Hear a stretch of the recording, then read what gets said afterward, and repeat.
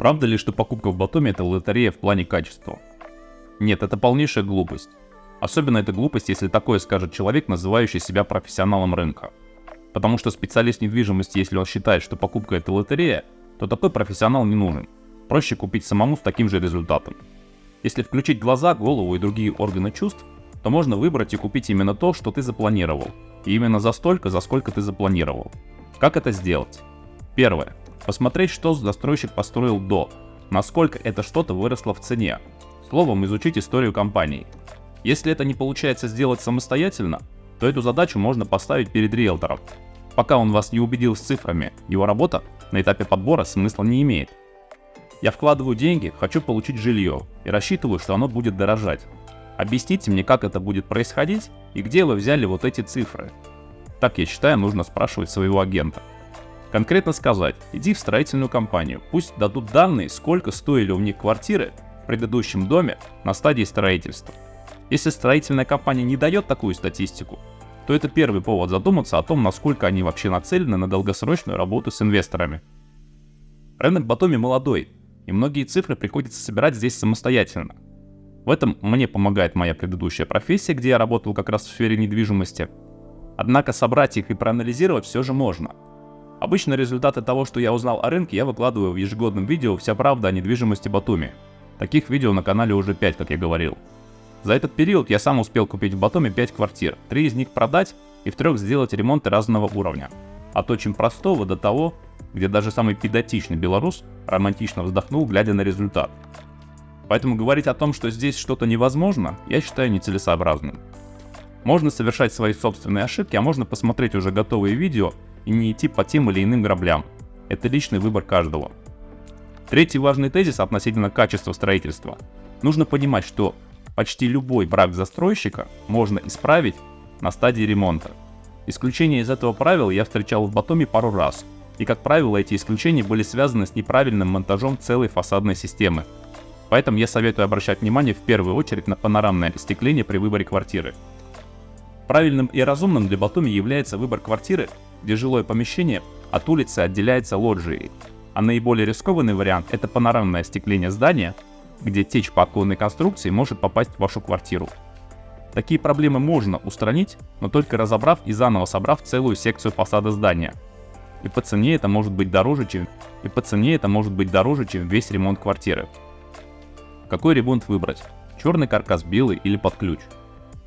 Идеальный вариант — это покупка черного каркаса, распланировать его при помощи дизайнера под себя и сделать там ремонт силами бригады, чьи работы вы уже видели до этого. По факту это будет и дешевле, за счет нескольких прораб остается до полного окончания работ, и он не заинтересован в том, чтобы его заставляли что-то переделывать или растягивать сроки. То есть, если мы берем черный каркас, первая проблема, с которой мы сталкиваемся, это окна. Часто бывает, что окна очень плохого качества, либо окна неправильно установлены, постоянно где-то что-то затекает, либо штапики неправильно стоят, либо с резинками какая-то проблема. Очень часто приходится что-то с окнами переделывать. Вторая проблема – это нужно смотреть на фасады. Вот у нас несколько было моментов, что нам приходилось гидроизолировать фасады. Хотя на фасад был наклеен пенопласт, была сделана штукатурка декоративная, покрашена. Но у нас в квартиру мы заходим в черном каркасе, у нас весь угол сверху донизу мокрый. Так жаловались много людей на разных этажах. Нам пришлось этот угол гидроизолировать, это тоже затратно, потому что нужно вызывать альпинистов. И только после гидроизоляции этого угла мы пришли к тому, что у нас стало сухо. А расскажи быстрый рецепт, как быстро и, главное, недорого сделать ремонт в Италии? Быстро и недорого? Все. И качественно, пожалуйста. Не брать квартиру в Батуми. Слушай, а сильно плохое качество новостроек в Батуми в среднем? Да нет, Сейчас просто такой тренд пошел, что прям сильно все... Нет, я не скажу, что сильно все плохо. Есть застройщики, которые очень даже неплохо. Вот я недавно на Гаргасале ездил, что какой-то дом, там прям и фасады сделаны красиво, металлом зашито алюминием, и внутри все, мы померили, я удивился. Перед этим к застройщику мы приезжали, я померил пол, квартира 80 квадратов, по бетону, по монолиту перепад в 8 сантиметров. То есть там Столько нужно выдумывать для того, чтобы сделать теплый пол. Нам нужно черновой пол заливать, потом только теплый пол, потом чистовой. К этому застройщику мы приехали, у нас перепад вообще по монолиту бетонному меньше 1 сантиметра. То есть все по-разному. Надо смотреть, нужно то, что нужно тщательно выбирать застройщика, это 100%. Тут, Ты бы рискнул довериться застройщику, который еще ничего не построил в итоге? Нет, конечно, однозначно нет. В случае с ремонтом от застройщика низкая цена за квадратный метр покажется очень высокой на этапе, когда этот ремонт будет приниматься. Особенно если в спецификации забыли прописать марки и качество материалов, техники и мебели. Тогда поставят просто все самое дешевое, и как поставят, как повезет. Быстрый вариант — это купить ремонт от застройщика под ключ. В 90% случаев на стадии приемки придется поухать и смириться. Но исключения есть, и я их видел. И неизбежный вариант — это белый каркас от застройщика. Белый каркас — это когда вам залили стяжку на пол, отштукатурили стены и развели водяные точки и электрику. Тут уже ничего не сделаешь, придется принимать в том виде, в котором есть.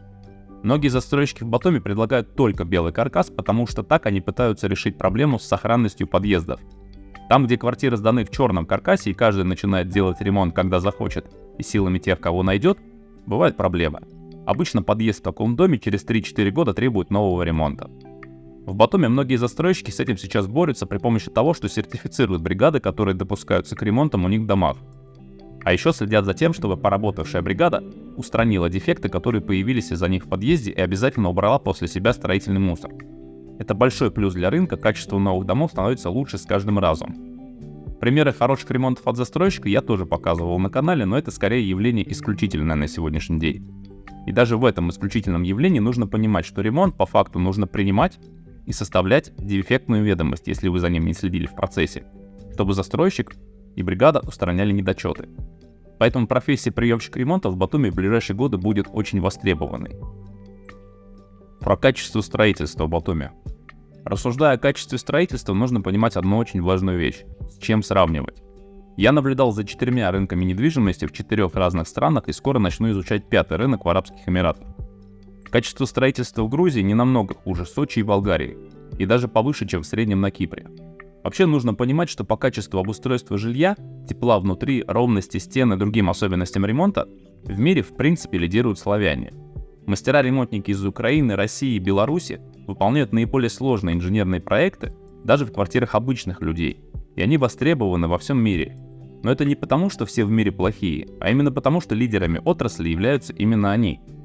Англичанин, среднестатистически, не богаче, не миллионер, вполне спокойно будет мириться с тем фактом, что у него дома холодно, например.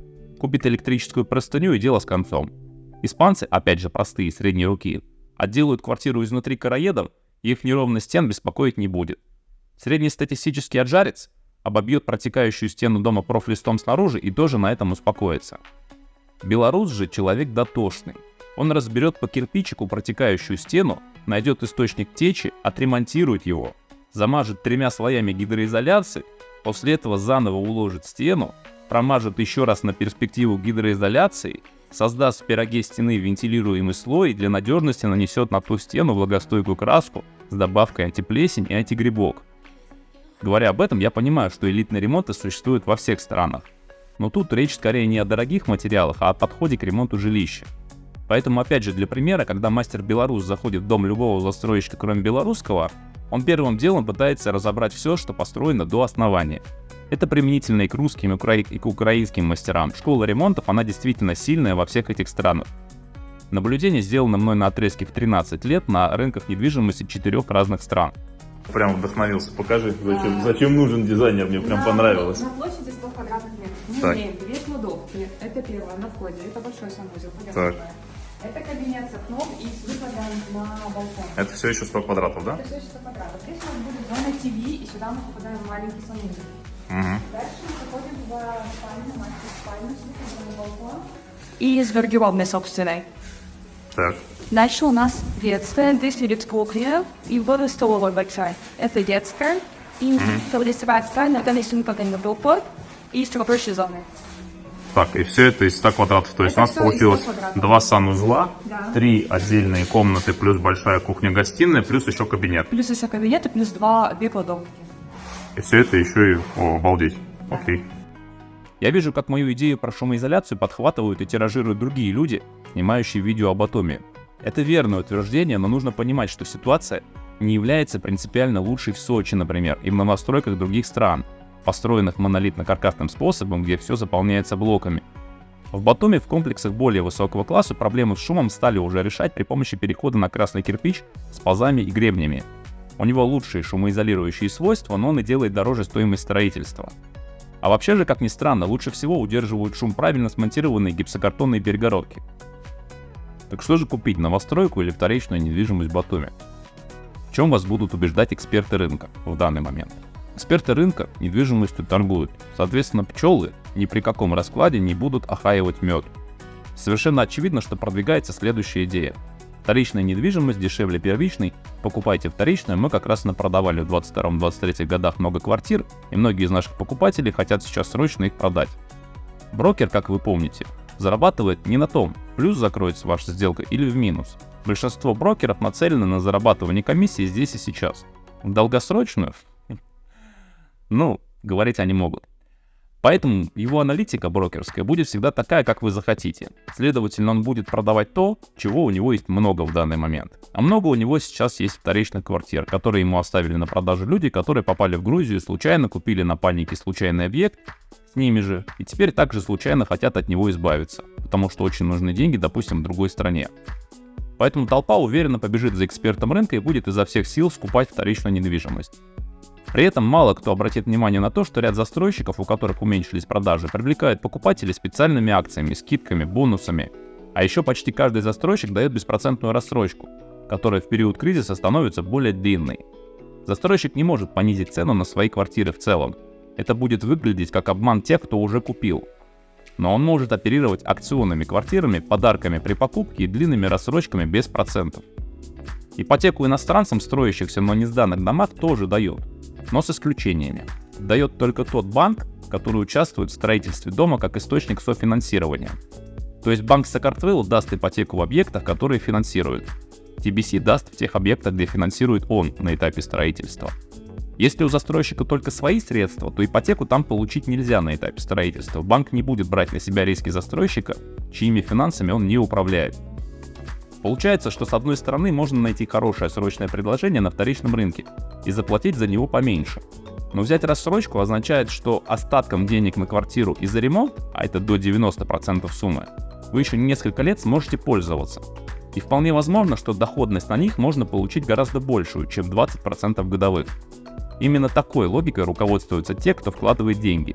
Меньше денег сразу, меньше рисков, больше подвижности для капитала. Поэтому нельзя принимать только одну точку зрения, особенно если ее рассказывает эксперт рынка. Вернусь к собственному примеру. Когда мне нужна квартира, чтобы жить в ней здесь и сейчас, я покупаю черный каркас за полную стоимость, но с дисконтом от рынка. Делаю в нем ремонт с дисконтом от рынка за счет дизайнерских скидок и скидок на стройку. И конечная моя цена конкурирует с ценой застройщика. И также можно учитывать, что большинство готовых ремонтов в Батуми — это так называемый инвестиционный вариант.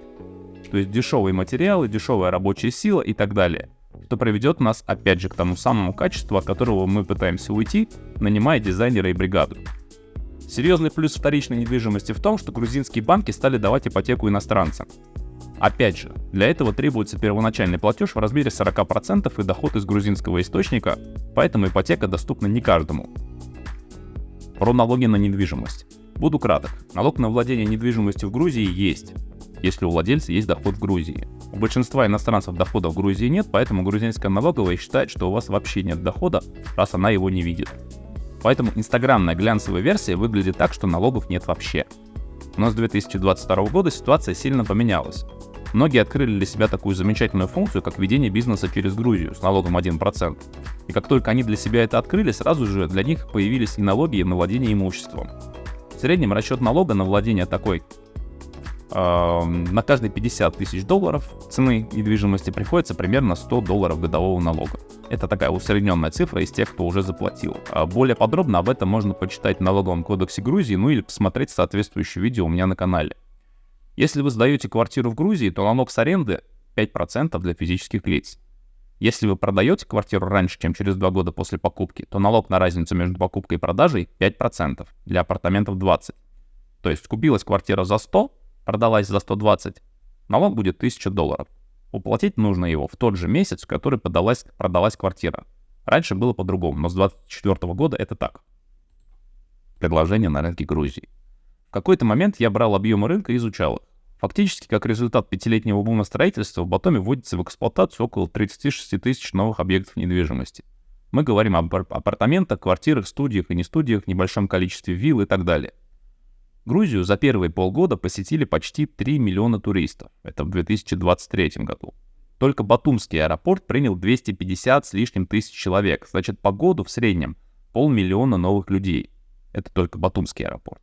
Плюс сюда же едут все, кто прилетел из Кутаиси, и на поезде доезжает достаточно гостей из Тбилиси, а на машинах с Верхнего Ларса. Турист отдыхает в среднем 7 дней. Получается для полной загрузки 36 тысяч апартаментов по году надо около 50 семей по 2 человека или 100 человек на апартамент в год. Или 1 800 000 людей на всех, чтобы вообще все апартаменты были загружены каждый день и ни минуты покоя ни у кого не было. Но реальная средняя загрузка апартаментов по году не только в Батуми, но и в мире — это 40%. 80% в пик сезона и 10% зимой. Выходит, что для нормальной загрузки всего, что построилось, нужно примерно 720 тысяч туристов. Следовательно, в 2023 году туристов не хватало примерно на треть. Но при этом сам турпоток вырос на 75% по сравнению с 2022 годом. А значит, еще пару лет и все вполне себе уложится. Что я пытаюсь сказать? Проблема с заполняемостью апартаментов — это не проблема. Туристы едут и едет с каждым годом их все больше. Проблема тут не с нехваткой человеческого материала. Проблема скорее в том, что экономической модели многих застройщиков цена аренды в сутки у студии, например, $70. А по факту за продукт, который они выдают на выходе с ремонтом в доме с недоделанной инфраструктурой, никто больше $30 платить не хочет. Я повторюсь, это далеко не все застройщики, просто мы понимаем, про кого речь. Поэтому Hilton, Sheraton и ряд международных сетей отелей, где есть нормальное управление, где закончена инфраструктура, они стоят нормально заполненные, хорошо зарабатывают и по $150 номер, и по 200, и открывают еще отели, сети отелей в Батуми. А инвесторы, купившие апартаменты, доступ к которым осуществляется чуть ли не через стройплощадку, пытаются сдать свой продукт за $30, и даже эти неудачные попытки списывают не на качество дома и номера, а на то, что уж очень большая конкуренция. Почему эту идею продвигают риэлторы? Им не очень хочется продавать вам студии за 30 тысяч. Более выгодно концентрироваться на тех, кто покупает виллы или пентхаусы. Таких покупателей в Батуми, кстати, тоже хватает. Поэтому модель с апартаментами, она рабочая, но работает она не так, как ее пытаются нарисовать за счет ряда нюансов, среди которых все дело в ограниченном количестве туристов. Это точно не является определяющим фактором. Вот такая получилась правда о недвижимости Батуми в 2024 году. Свои замечания и другие мысли вы можете оставить в комментариях, но, пожалуйста, заранее ознакомьтесь с правилами канала. Всем большое спасибо за внимание и до встречи на море.